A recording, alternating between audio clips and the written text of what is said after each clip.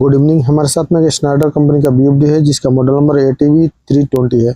इस बीएफडी के थ्रू हम लोग किसी भी मोटर को है रिवर्स के लिए, फॉरवर्ड के लिए। आज की वीडियो में एक कंप्लीट डिटेल वीडियो है। इस वीडियो के अंदर मैं कंप्लीट इसको लाइव पैरामीटर सेटिंग करके बताऊंगा, कौन सा फंक्शन के लिए हम लोग कौन सा पैरामीटर सेट करते हैं। पूरा डिटेल आपको इसी वीडियो के अंदर मिलेगा, लेकिन आपसे रिक्वेस्ट है पूरा वीडियो आपको देखना होगा। ये वीडियो थोड़ा लंबा हो जाएगा, लेकिन ये वीडियो आपके काम का ही वीडियो है। अगर आप लोग स्किप करके देखेंगे फिर आपको समझ में नहीं आएगा, फिर आप लोग मुझे कमेंट करके बोलते हैं कि सर ऐसा ये बीएफडी हमारा ऐसा फंक्शन काम नहीं करता है। इसलिए आपसे रिक्वेस्ट है पूरा वीडियो देखें। अगर आपके पास टाइम नहीं है तो आप इस वीडियो को डाउनलोड करके या सेव करके रख लें, फिर आपको बाद में जब भी टाइम मिले आप लोग अच्छी तरह से देखें।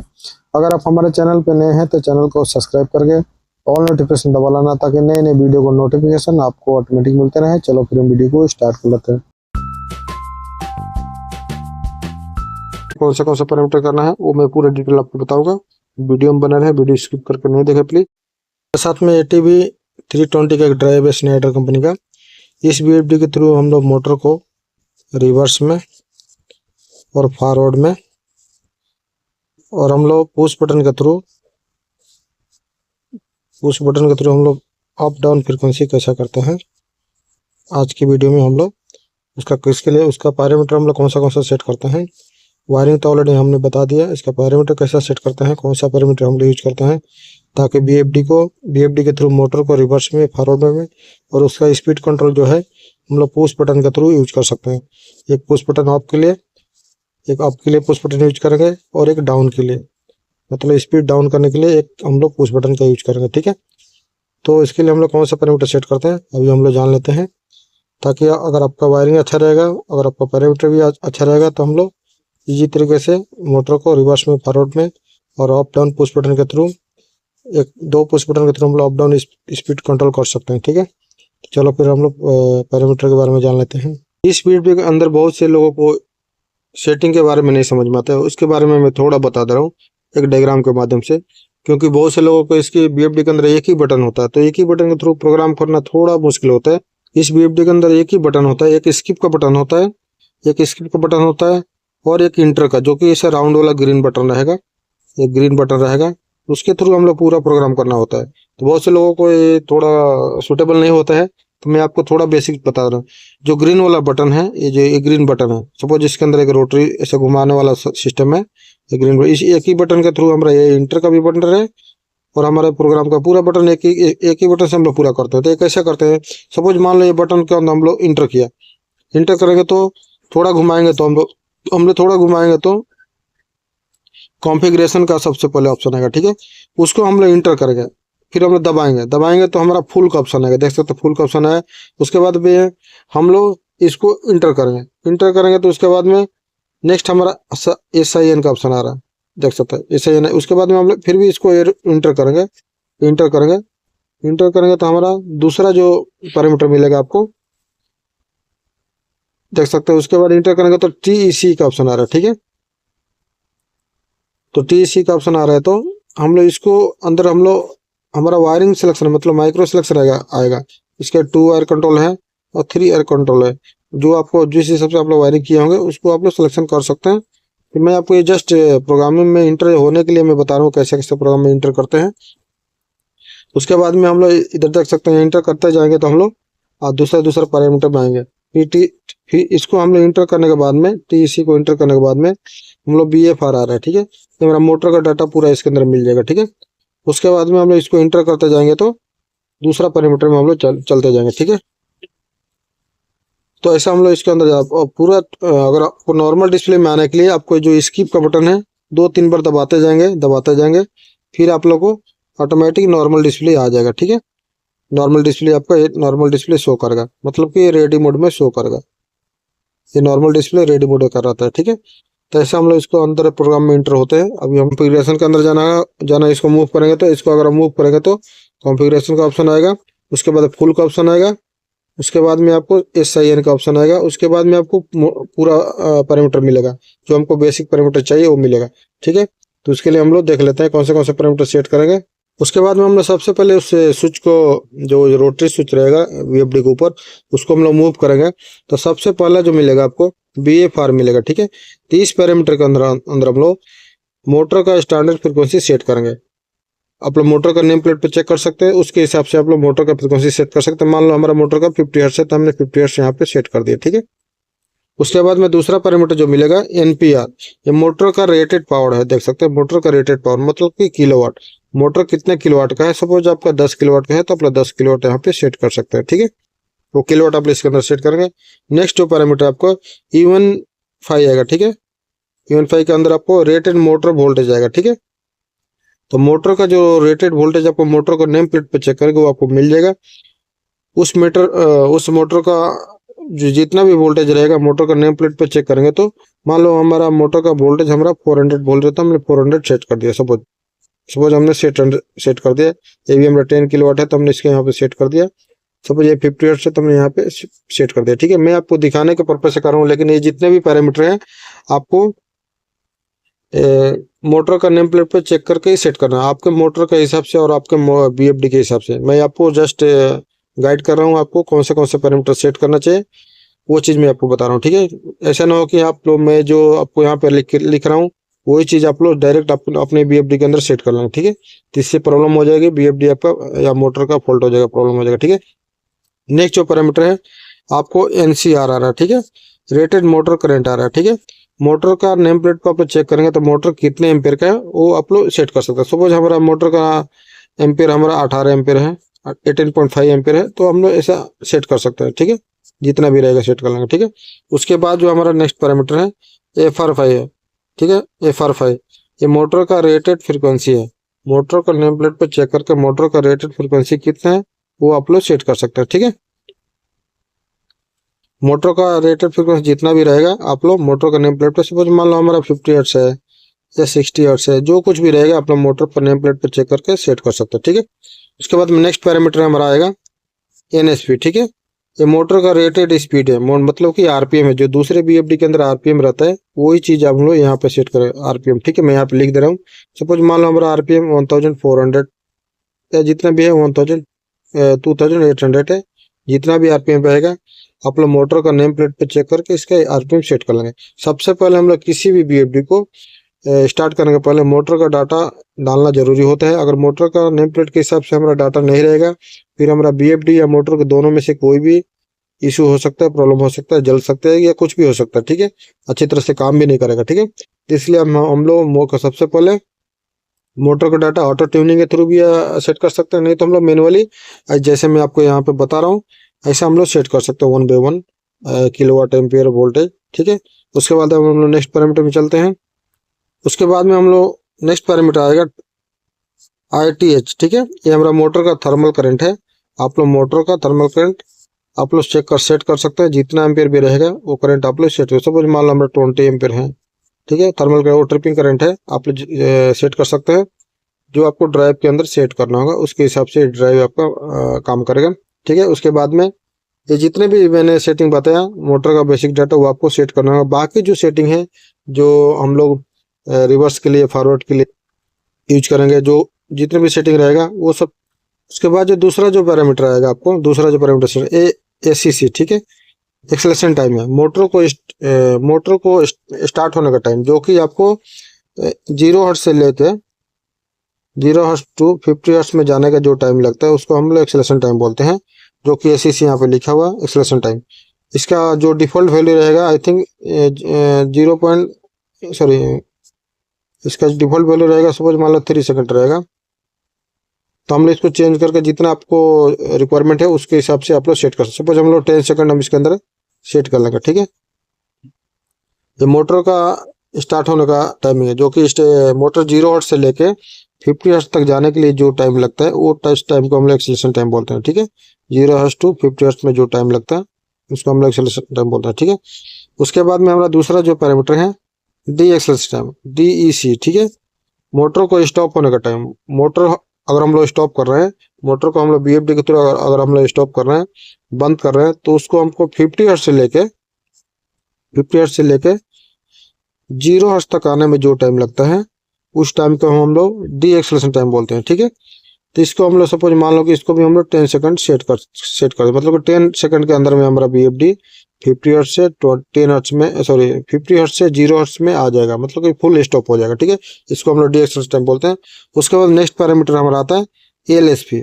एलएसपी का मतलब है कि लो स्पीड। ठीक है, मोटर का मिनिमम स्पीड दूसरे बीएफडी के अंदर आपको मिलेगा मिनिमम स्पीड। ठीक है, ये मिनिमम स्पीड जो रहेगा दूसरे बीएफडी के अंदर आपको मिनिमम स्पीड का ऑप्शन मिलेगा। ठीक है, तो हम लोग क्या करेंगे कि इसके अंदर 0 हर्ट्ज रहेगा, डिफॉल्ट वैल्यू इसका 0.0 हर्ट्ज रहेगा। ठीक है, तो अगर आपको बीएफडी के थ्रू एक नॉर्मल स्पीड फिक्स स्पीड में चलाना है, अगर आपके साथ में पोटेंशियल मीटर भी नहीं है, अगर आपके साथ में कोई सोर्स भी नहीं है पीएलसी या एचएमआई किसी भी सोर्स से, अगर आपको बीएफडी को 0 to 10 एनालॉग इनपुट नहीं मिल रहा है, तो हम लोग इस लो स्पीड के अंदर हम लोग क्या करेंगे कि 20 हर्ट्ज या 10 हर्ट्ज जो आपका रिक्वायरमेंट है उसके हिसाब से हम लोग इसके अंदर एक नॉर्मल फ्रिक्वेंसी डाल देंगे। सपोज मैंने 10 हर्ट्ज में डाल दिया।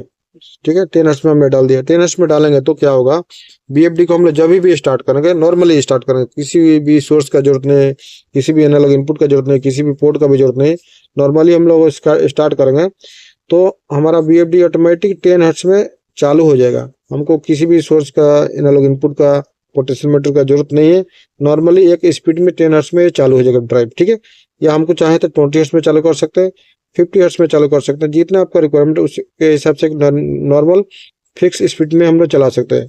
ये सेम हमारा फिक्स स्पीड के जैसे ही काम करता है। ठीक है,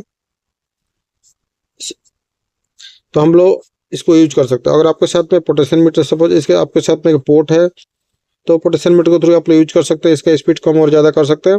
कोई एनालॉग इनपुट दूसरा है, एनालॉग इनपुट आप यूज करना चाहते हैं, जैसे पीएलसी के थ्रू आप लोग 0 to 10 बोल देंगे, तो आपका लो स्पीड 0 हर्ट्ज से ऑटोमेटिक इंक्रीज होकर 50 हर्ट्ज से या जितना स्पीड देंगे उतना चलेगा। ठीक है, तो अगर सपोज मान लो मैं और एक इसका ये जो पैरामीटर है जो लो स्पीड का बहुत इंपॉर्टेंट पैरामीटर है, जो किसी भी बीएफडी के अंदर जो मिनिमम स्पीड का जो पैरामीटर है तो बहुत इंपॉर्टेंट, जो बहुत मेन रोल का काम करता है किसी भी ड्राइव के अंदर।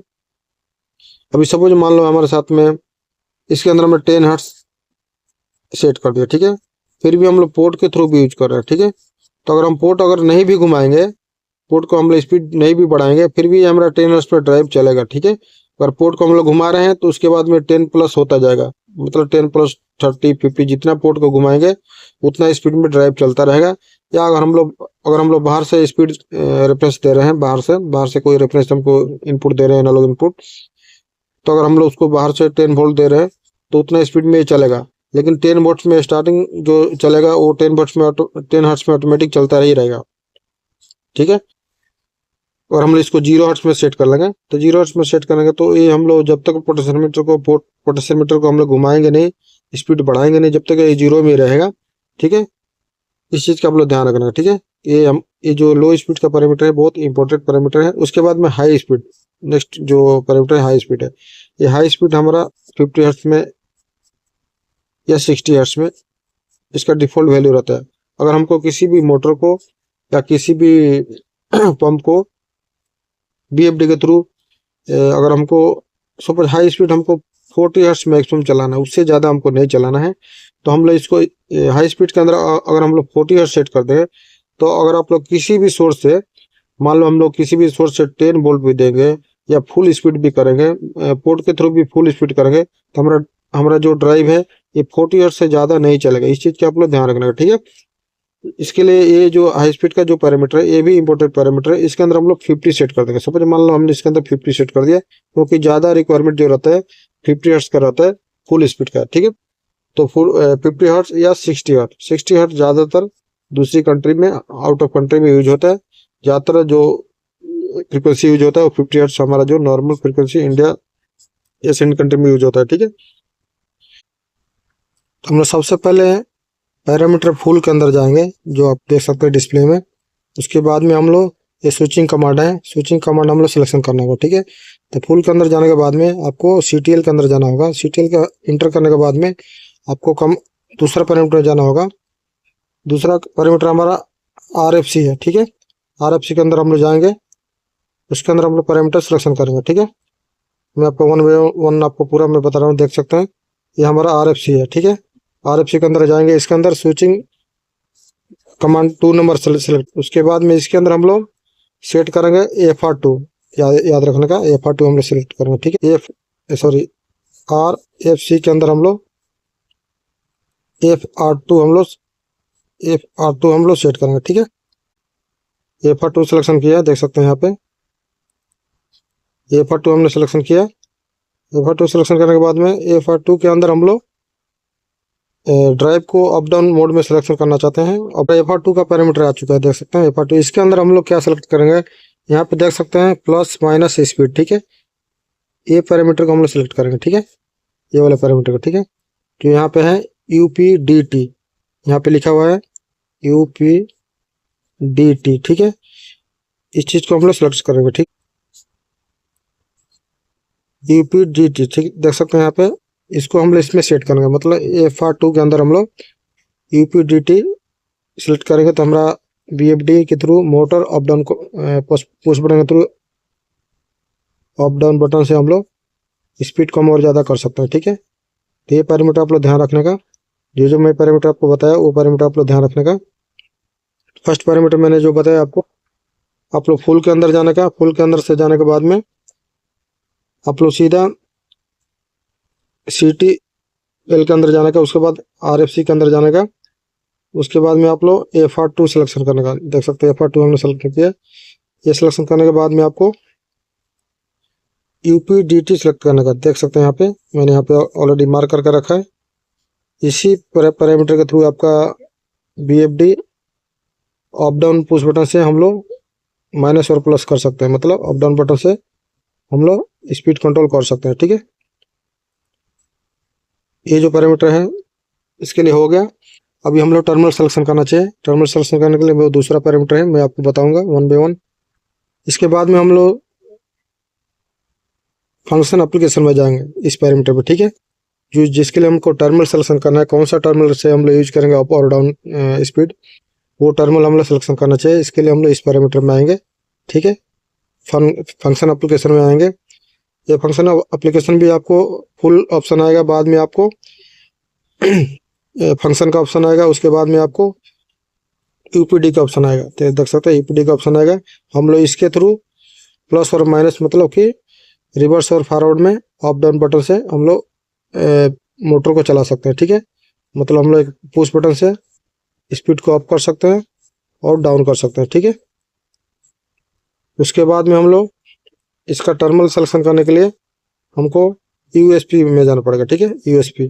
तो USB में हम लोग इसमें ऑलरेडी इसका डिफ़ॉल्ट सेटिंग नो आता है, लेकिन हम लोग इसमें टर्मिनल सिलेक्शन करेंगे। इसमें टर्मिनल हम लोग LI3 सिलेक्शन करेंगे, ठीक है। LI3 का मतलब है कि आपका DI3 टर्मिनल एक्टिव हो जाएगा, ठीक है। हम तो DI3 में हम लोग आपका पुश बटन यूज कर सकते हैं, ठीक है। आपको USB के अंदर LI3 सेलेक्ट करना होगा, ठीक है। बाद में आपका DI3 टर्मिनल इनेबल हो जाएगा अप के लिए, ठीक है, अप पुश बटन के लिए, मतलब स्पीड इंक्रीज के लिए आपका सिलेक्शन हो जाएगा, ठीक है। इसमें आप लोग LI3 सेट करना है, ठीक है। उसके बाद में आपको दूसरा DSP आ रहा है, ठीक है। ये हमको डाउन करने के लिए, स्पीड को डाउन करने, स्पीड को कम करने के लिए हमको, स्पीड को डाउन करने के लिए हमको DSP पैरामीटर में जाएंगे। इसके अंदर हम लोग सिलेक्शन करेंगे LI4, ठीक है। LI4 टर्मिनल हम लोग सिलेक्शन करेंगे। LI4 हमारा DI4 टर्मिनल एक्टिव हो जाएगा, ठीक है। इसके अंदर हम लोग स्पीड को डाउन कर सकते हैं, ठीक है। स्पीड अगर आपका ज़्यादा है तो हम लोग इसके थ्रू माइनस कर सकते हैं, कमती कर सकते हैं, ठीक है। तो आपको लोग इसके अंदर आप लोग अप स्पीड दे सकते हैं। ये टर्मिनल आपका LI3 है। और DSP के अंदर आप लोग स्पीड को डाउन कर सकते हैं। इसका जो टर्मिनल है DI4 है, ठीक है, आप देख सकते हैं डिस्प्ले में। उसके बाद में है हमारा जो STR आ रहा है, ठीक है। STR में हम लोग मोटर को स्टॉप होने का हम लोग सेटिंग कर सकते हैं। मोटर हम लोग कैसा स्टॉप करना चाहते हैं, हम लोग रैम के हिसाब से स्टॉप करना चाहते हैं, तो हम लोग इसके अंदर रैम सिलेक्शन करेंगे, ठीक है। देख सकते हैं ये जो पैरामीटर है रैम सिलेक्शन करेंगे तो हमारा BFD रैम के हिसाब से स्टॉप और स्टार्ट होगा, ठीक है। इसके अंदर हम लोग टाइम सेट कर सकते हैं 10 सेकेंड, या एक्सेलेरेशन टाइम हम लोग इसके अंदर हम लोग रैम सिलेक्शन करेंगे, ठीक है। रैम में सिलेक्शन करेंगे, फिर बाद में हम लोग जब भी हमारा मोटर एक्सेलेरेशन टाइम एसी जब भी हमारा मोटर एक्सेलेरेशन टाइम और डी एक्सेलेरेशन टाइम के हिसाब से चालू और बंद होगा, ठीक है। तो इतना पैरामीटर हम लोग किसी भी इस टाइप के बीएफडी है जो आपके साथ में ATB 320, इस बीएफडी को हम लोग रिवर्स में, फॉरवर्ड में और पुश बटन के थ्रू हम लोग इजी तरीके से चला सकते हैं। स्पीड कम और ज़्यादा कर सकते हैं और बीएफडी को रिवर्स में, फॉरवर्ड में चला सकते हैं, ठीक है। जैसे मैंने वायरिंग बताया उसी हिसाब से आप लोग पैरामीटर सेट कर लेंगे, फिर आपको पूरा फंक्शन अच्छी तरह से काम करेगा, ठीक है। इसके लिए सबसे पहले हम लोग वायरिंग देखेंगे, पावर वायरिंग और कंट्रोल वायरिंग। जैसे मैंने वायरिंग सबसे पहले मैंने जो किया, ये हमारा इनकमर सप्लाई है बीएफडी का, 3 फेज सप्लाई है, रेड, येलो और ब्लू, जो कि हमारा इनकमर सप्लाई से, इनकमर आइसोलेटर से एलसीबी में गया, एलसीबी से कॉन्ट्रैक्टर में जाते हुए आपको बीएफडी का इनपुट में गया हुआ, ठीक है। उसके बाद में हमारा जो ये 3 केबल दिख रहा है आपको, ये मोटर में जाके लग जाएगा, ठीक है। ये 3 फेज मोटर में, लोड में जाके लग जाएगा, ठीक है, रेड, येलो और ब्लू, ठीक है। ये हमारा पावर केबल का जो यहाँ पे मोटर में आके लग जाएगा, जो लोड का केबल है, ठीक है। उसके बाद में हम लोग इसका कंट्रोल वायरिंग देखेंगे। ये अर्थ का जो केबल हमने किसी भी बीएफडी के अंदर अर्थ कनेक्शन करना होगा आपको, ताकि आपका बीएफडी सेफ रहेगा, ठीक है। अभी हम लोग इसका कंट्रोल वायरिंग देख लेंगे। मैंने 2 वायर कंट्रोल के हिसाब से इसका वायरिंग किया है। हम लोग इसको बूस्टर पंप के लिए यूज कर रहे हैं, इसलिए हमने 2 वायर कंट्रोल के हिसाब से इसका वायरिंग करके रखा है। मैं आपको लेकिन पूरा फंक्शन बताऊंगा, रिवर्स में कौन सा टर्मिनल यूज करेंगे, मल्टी फंक्शन के लिए कौन सा टर्मिनल यूज करेंगे, ठीक है। सबसे पहले आप ध्यान से देखें, ये हमने कंट्रोल वायरिंग करके 2 वायर कंट्रोल के हिसाब से हमने वायरिंग करके रखा है। अब देख सकते हैं हमारा डिजिटल इनपुट है, डिजिटल इनपुट 1 हमने यूज करके रखा है, जो कि एक 24 वोल्ट में हमने इससे निकाल के स्विच के थ्रू हम लोग, स्विच से आउट करने के बाद में हम लोग DI1 में सप्लाई दिए, मतलब 24 वोल्ट आपको स्विच के थ्रू आते हुए DI1 में आपको मिलेगा जब भी आपका बीएफडी रन हो जाएगा, ठीक है, फॉरवर्ड मोड में। ये फॉरवर्ड के लिए हम लोग DI1 यूज कर सकते हैं। DI2 अगर आप यूज करेंगे तो रिवर्स के लिए यूज कर सकते हैं। इसके लिए आपको 3 वायर कंट्रोल यूज करना होगा। बाकी के DI3, 4, 5 और 6 डिजिटल इनपुट 3, 4, 5, 6 आप लोग मल्टी स्पीड के लिए यूज कर सकते हैं।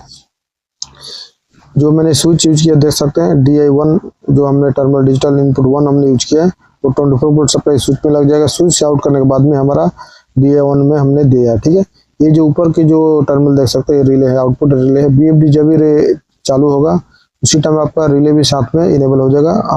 हम लोग इस रिले के थ्रू रन इंडिकेशन देकर रखा है, ठीक है।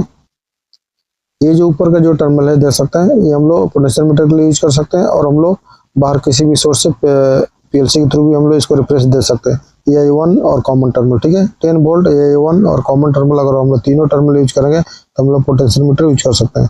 जैसे कि आपको यहाँ पे डायग्राम में भी दिखाया हुआ है, लेकिन अगर आपको डायग्राम समझ में नहीं आ रहा होगा तो आपको टर्मिनल नंबर याद रखो जो मैं बोल रहा हूँ, 10 वोल्ट AI1 और कॉमन, ये 3 टर्मिनल आप लोग पोटेंशियल मीटर के लिए यूज कर सकते हैं, ठीक है। अभी हमने सप्लाई इसको दे दिया हूँ, पावर ऑन कर दिया। अभी मैं प्रोग्राम देख लेते हैं। इसके अंदर 2 बटन है, 2 बटन के थ्रू हम लोग प्रोग्राम को, एक स्किप का बटन है और एक ग्रीन कलर का जो बटन आपको दिख रहा है, एक ही बटन के थ्रू हम लोग पूरा प्रोग्राम एडिट भी करेंगे और प्रोग्राम भी सेटअप भी करेंगे और इंटर भी करेंगे। एक ही बटन के थ्रू आपको पूरा प्रोग्राम करना होगा। इसके लिए आपको ध्यान से देखना होगा। जो एक बटन है, रोटरी टाइप बटन है, इसको रोटेट करके हम लोग अलग अलग प्रोग्राम में जाएंगे और इंटर करके हम लोग सेटिंग करके सेव भी करेंगे एक ही बटन के थ्रू। देख सकते हैं मैं थोड़ा थोड़ा इसको रोटेट कर रहा हूँ। रोटेट करने के बाद में हमको अलग अलग ऑप्शन, अलग अलग पैरामीटर आपको शो कर रहे हैं। तो हम लोग जो हमको पैरामीटर काम का चीज़ है उसी पैरामीटर को हम लोग सेट करेंगे। जो बेसिक पैरामीटर है उसको हम लोग सेट कर लेंगे ताकि हमारा बीएफडी के थ्रू मोटर अच्छी तरह से रन कर सके, ठीक है। तो इसके लिए आपको ध्यान से देखें कौन सा पैरामीटर आ रहा है। सबसे पहले हम लोग एक्सेलेरेशन टाइम सेट कर लेंगे। ACC, जो ACC के अंदर हम लोग मोटर को स्टार्ट होने का जो टाइमिंग है 0 हर्ट्ज से 50 हर्ट्ज में जाने के लिए जो टाइम लगता है वो टाइम हम लोग इसके अंदर सेट कर लेंगे। तो ACC के अंदर एक्सेलेरेशन टाइम हम लोग सेट कर लेंगे। इसके अंदर डिफॉल्ट सेटिंग 3 सेकंड है, हम लोग इसके अंदर 5 सेकंड सेट कर लेंगे। मैं इसको रोटरी के थ्रू थोड़ा थोड़ा घुमा के इसको 5 सेकंड में सेट करके आपको जस्ट दिखाने के पर्पज से मैं आपको इस वीडियो बना रहा हूँ। ये 5 सेकंड हमने सेट कर दिया। इंटर करेंगे, दबाएंगे तो इसको सेव हो जाएगा, ठीक है। उसके बाद में दूसरे पैरामीटर में जाने के लिए इसको थोड़ा मूव करेंगे, इसको रोटेट करेंगे तो हमको दूसरा पैरामीटर डी एक्सेलेरेशन टाइम, मतलब रैम डाउन टाइम है, जो दूसरे बीएफडी में आपको मिलता होगा। ये डी एक्सेलेरेशन टाइम है, इसका भी डिफॉल्ट वैल्यू 3 सेकंड है। तो हम लोग इसको अगर ज़्यादा करना चाहते हैं तो इसको रोटेट करेंगे तो सपोज में इसको 5 सेकंड सेट करना है तो हमको इसको थोड़ा थोड़ा रोटेट करेंगे तो ये हम लोग इसको 5 सेकंड में सेट करके इंटर करेंगे तो सेव हो जाएगा। इंटर का बटन भी सेम है, जो ग्रीन कलर का जो बटन है वो इंटर का भी बटन है, आपका पैरामीटर का भी बटन है, पूरा एक ही बटन में हम लोग यूज करेंगे। ये 5 सेकंड हो गया, इसको हम लोग दबाएंगे तो ये सेव हो जाएगा। देख सकते ब्लिंकिंग हो रहा है, मतलब कि अभी सेव नहीं है। इंटर करेंगे तो ये सेव हो जाएगा। देख सकते ब्लिंकिंग स्टॉप हो गया और सेव हो चुका है, ठीक है। और हम लोग रोटेट करेंगे दूसरा पैरामीटर है, ये हमारा लो स्पीड फ्रीक्वेंसी है, लो लेवल है। जो दूसरे बीएफडी के अंदर आपको मिनिमम फ्रीक्वेंसी रहेगा वो इसके अंदर 0 सेटिंग है। अगर हम लोग इसके अंदर कुछ अलग से फ्रीक्वेंसी सेट करते हैं, जैसे कि हम 10 हर्ट्ज, 15 हर्ट्ज, 20 हर्ट्ज सेट करेंगे तो आप लोग एक अलग स्पीड में चला सकते हैं बीएफडी को। इसके लिए आपको एक सपोज मैं इसके अंदर एक 10 हर्ट्ज डाल के आपको दिखा रहा हूँ। अगर आपके साथ कोई भी आउटपुट का आउटसोर्स कुछ रेफरेंस नहीं है, कुछ पीएलसी के थ्रू इनपुट नहीं है, आपको एनालॉग इनपुट नहीं देना है, तो आपको एक नॉर्मल स्पीड में इसके थ्रू अपना चला सकता है। जो मिनिमम फ्रीक्वेंसी हमने 10 हर्ट्ज सेट कर दिया, तो आपको कोई रेफरेंस भी नहीं देंगे इसको पीएलसी के थ्रू या किसी भी थ्रू, कोई भी एनालॉग इनपुट आप यूज नहीं करेंगे तो फिर भी आपको बीएफडी 10 हर्ट्ज में रन करेगा। तो दूसरा जो है ये मैक्सिमम फ्रीक्वेंसी है। जो दूसरे ड्राइव के अंदर आपको मैक्सिमम फ्रीक्वेंसी का ऑप्शन आता है, मैक्सिमम फ्रीक्वेंसी 50 हर्ट्ज हमने सेट करके रखा है। अगर आप चेंज करना चाहते हैं तो आप लोग कम और ज़्यादा करके चेंज सकते हो। अगर आप ये लोग इसके अंदर 50 या 40 जितना भी सेट करेंगे बीएफडी उतना ही स्पीड में चलेगा। इस चीज़ का आप लोग ध्यान रखने का, उससे ज़्यादा स्पीड में कभी भी जिंदगी में नहीं चलेगा, ठीक है। तो ये हमारा मैक्सिमम फ्रीक्वेंसी होगा। उसका बाद में ये हमारा वायरिंग कनेक्शन है, ठीक है। हम लोग वायरिंग किस हिसाब से किया है उस हिसाब से हम लोग इसके अंदर सेट करेंगे। हम लोग इसको इंटर करेंगे तो 2 वायर कंट्रोल के हिसाब से हमने वायरिंग किया है। अगर आप लोग 3 वायर कंट्रोल के हिसाब से वायरिंग करेंगे तो आप लोग 3 वायर कंट्रोल इसके अंदर सेट कर लेंगे। हमने 2 वायर कंट्रोल सेट किया है क्योंकि हमने 2 ही टर्मिनल यूज किया है, 24 वोल्ट और DI1, इसलिए हमने 2 वायर कंट्रोल हमने यूज कर रहा हूँ। इसको हम लोग इंटर करेंगे तो सेव हो जाएगा।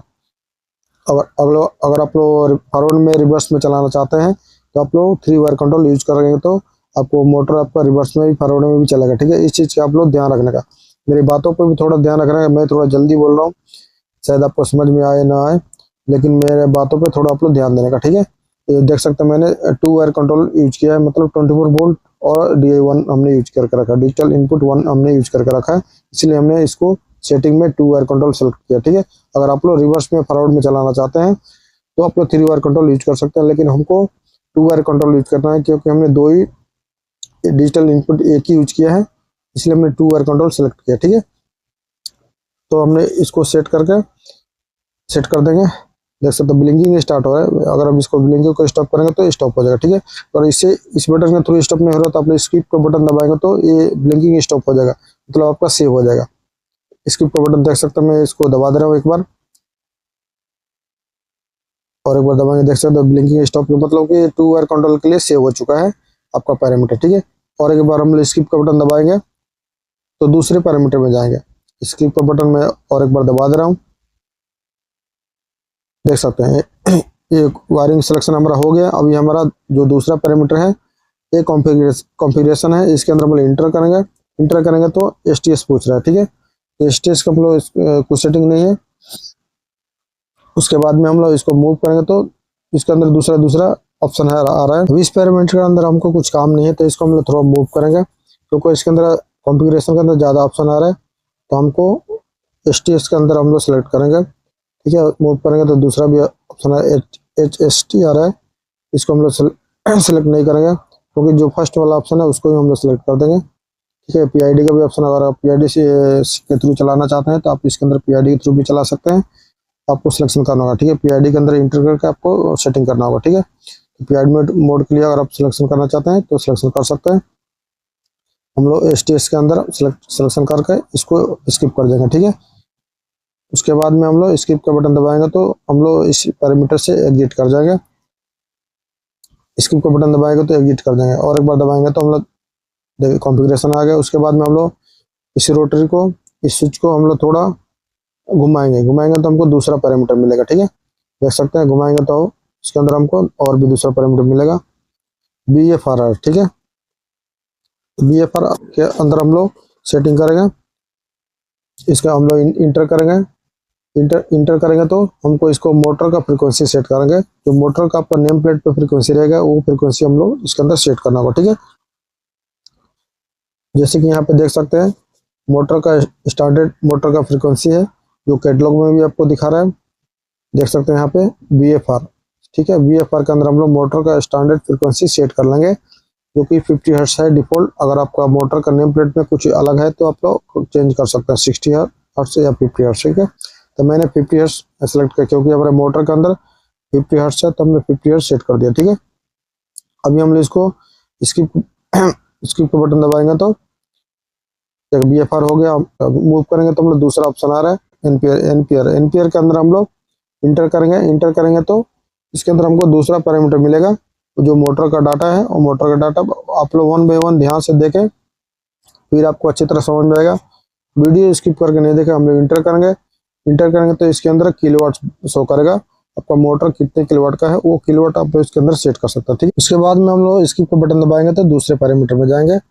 उसके बाद में जो पैरामीटर आएगा आपको UNSR है। ठीक है, थोड़ा घुमाएंगे तो UNSR है। ठीक है, इसके अंदर हम लोग मोटर का रेटेड वोल्टेज हम लोग सेट कर सकते हैं। UNS के अंदर देख सकते हैं इसका डिफॉल्ट वैल्यू 400 है, तो हम लोग चाहे तो चेंज कर सकते हैं। इसको मूव करके घुमा के इस स्विच को हम लोग घुमाएंगे तो चेंज कर वोल्टेज सेट कर सकते हैं। मोटर का नेम प्लेट पर चेक करके आपको वोल्टेज सेट करना है। ठीक है, तो हमने 400 है तो 400 हमने सेट कर दिया। अगर आपको कम और ज़्यादा है तो आप लोग कम और ज़्यादा कर सकते हैं। स्किप को बटन दबाएंगे तो दूसरे पैरामीटर में जाएंगे और ये सेव हो जाएगा। ठीक है, स्किप का बटन हमने 1 टाइम दबाना होगा।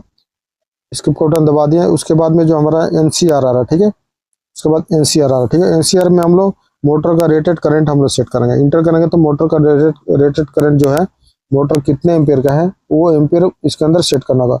इंटर का बटन दबाएंगे तो 7.2 एम्पियर का हमारा डिफॉल्ट वैल्यू है। आप लोग मोटर का नेम प्लेट पर चेक करके कितना एम्पियर है आपका मोटर, उतना ही रेटिंग आप लोग सेट करेंगे। स्किप का बटन दबाएंगे तो नेक्स्ट पैरामीटर में जाएंगे और सेव हो जाएगा। ठीक है, उसके बाद जो आ रहा है FRSR है। ठीक है, इसके अंदर हमारा मोटर का रेटेड फ्रीक्वेंसी आएगा। ठीक है, मोटर का कितना फ्रीक्वेंसी है वो फ्रीक्वेंसी हम लोग इसके अंदर सेट कर लेंगे।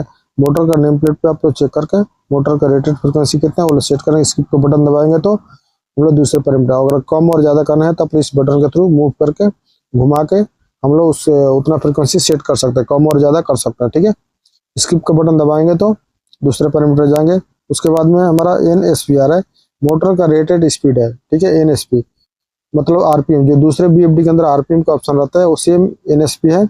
इसके अंदर जो मोटर का RPM है, आप लोग मोटर का नेम प्लेट पे चेक करके कितना RPM का आपका मोटर है वो RPM का रेटिंग आप लोग इसके अंदर सेट करना होगा, जब भी आपका मोटर अच्छी तरह से रन करेगा। ठीक है, कम और ज़्यादा करने के लिए इसको मूव करेंगे तो ये हम लोग कम और ज़्यादा कर सकते हैं। हमारा 1420 है, मतलब 1420 है, तो हम लोग इसको सेट करके इंटर करेंगे तो सेव हो जाएगा। इंटर का बटन भी सेम है।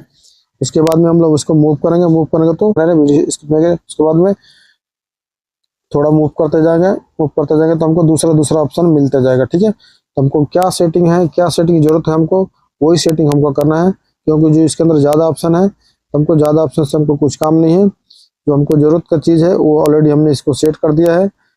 लेकिन हमको और भी जो सेटिंग है वो भी मैं आगे मैं आपको बताऊंगा। वीडियो स्किप नहीं करें प्लीज़। हम लोग इसको मूव करके अलग अलग ऑप्शन आप दे सकते हैं।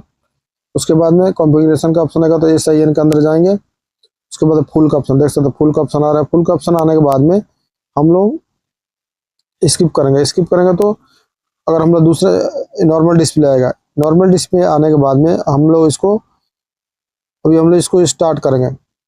अभी हम लोग इसको चालू करके देखें। जो हमने 10 हर्ट्ज रखा है सेटिंग, इसका जो 10 हर्ट्ज हमने मिनिमम फ्रीक्वेंसी 10 हर्ट्ज रखा है, तो हम इसको चालू करके देखते हैं। हमने अभी कोई भी रेफरेंस इसके अंदर नहीं दिया है, मतलब एनालॉग इनपुट हम इसके अंदर कोई भी एनालॉग इनपुट नहीं दिया है।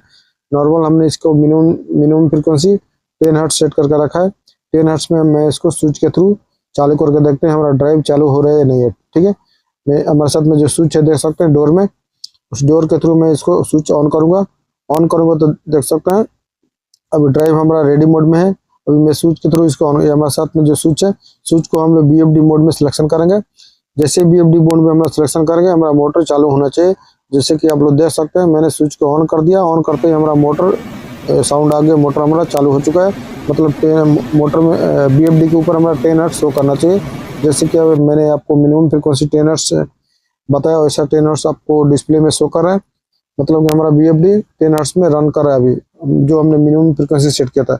आप लोग मल्टी स्पीड में, रिवर्स में, फॉरवर्ड में जितना फ्रिक्वेंसी सेट करना चाहते हैं आप लोग सेट करके इजीली यूज कर सकते हैं।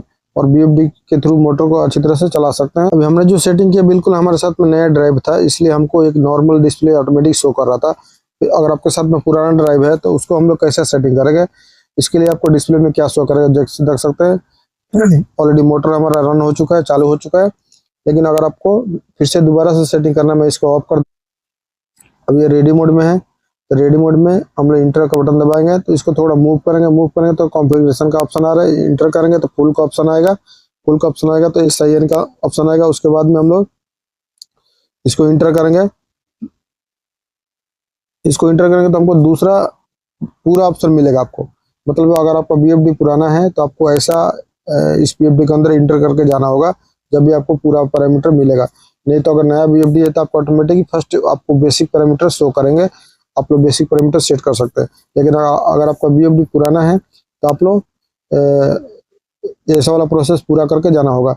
अगर आप लोग इंटर करेंगे तो आपको कॉन्फ़िगरेशन के अंदर जाना होगा। उसके बाद में फुल का ऑप्शन है, फुल का ऑप्शन से SIN के अंदर जाएंगे तो फिर पूरा पैरामीटर मिलेगा। उसके बाद में आप लोग जो भी पैरामीटर कम और ज़्यादा करना चाहते हैं कर सकते हैं। जैसे मैंने आपको वायरिंग बताया, सेटिंग बताया, अगर आपने इसी तरीके से आप लोग BFD को वायरिंग कर लेंगे और सेटिंग कर लेंगे, फिर आपका BFD के थ्रू मोटर अच्छी तरह से रन करेगा। ये पूरा वीडियो देखने के बाद में अगर हमारा वीडियो थोड़ा भी अच्छा लगे तो वीडियो को लाइक कर देना। आपके मन में कुछ भी सवाल हो तो मुझे कमेंट करके जरूर बताना। अगर आप हमारे चैनल पे नए हैं तो चैनल को सब्सक्राइब करके ऑल नोटिफिकेशन दबा लेना, ताकि नए नए वीडियो को नोटिफिकेशन आपको ऑटोमेटिक मिलते रहें। चलो फिर हम लोग मिलते हैं नेक्स्ट वीडियो में नेक्स्ट टॉपिक के साथ में। Thank you.